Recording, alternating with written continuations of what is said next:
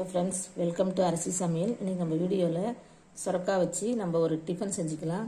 நான் வந்து ஒரு முழு சுரக்காயை தோல் சீவிட்டு பாதியாக கட் பண்ணி வச்சுருக்கேன். இப்போ நம்ம அதை வந்து கிரேட்டரில் சீவிக்கலாம். இப்போ வந்து ஒரு கப்பு ரவை, 150 கிராம் கப்பால் ஒரு கப்பு ரவை போட்டுக்கலாம். உப்பு,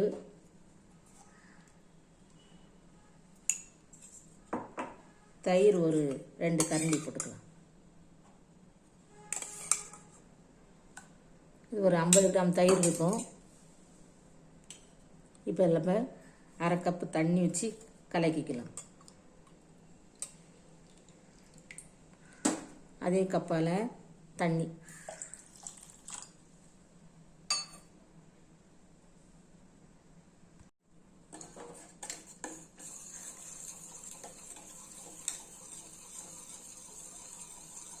விஸ்க் வச்சு நல்லா கலந்துக்கிட்டு ஒரு 10 நிமிஷம் ஊற வச்சுப்போம்.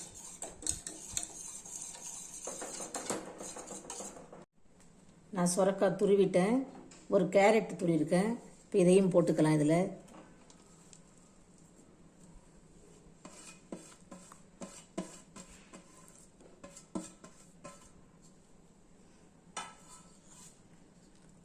பச்சை மிளகாய், இஞ்சி, கருவேப்பிலை, கொத்தமல்லி, வெங்காயம்.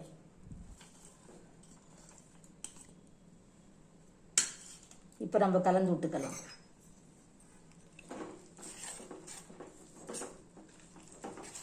இப்போ பத்தாத்துக்கு கொஞ்சம் தண்ணி ஊற்றிக்கலாம்.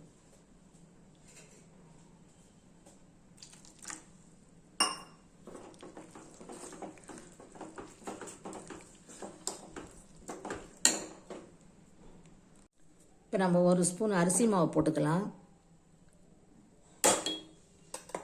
மிளகுத்தூள் கொஞ்சம் போட்டுக்கலாம். மிளகு சீரகத்தூள்.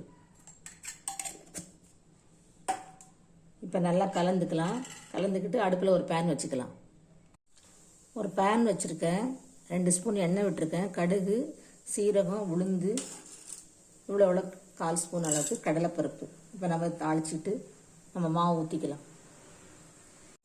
நம்ம இப்போ எண்ணெய்லாம் தாளிச்சாச்சு. இப்போ நம்ம மாவை ஊற்றிக்கலாம்.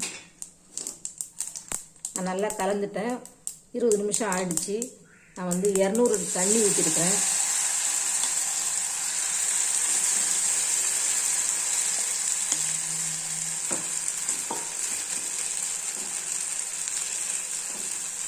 சிம்மில் வச்சு மூடி வச்சிருங்க ஒரு 3 நிமிஷம். நம்ம பெரட்டி போட்டுக்கலாம். இப்போ வேணும்னா எண்ணெய் ஊற்றிக்கலாம்.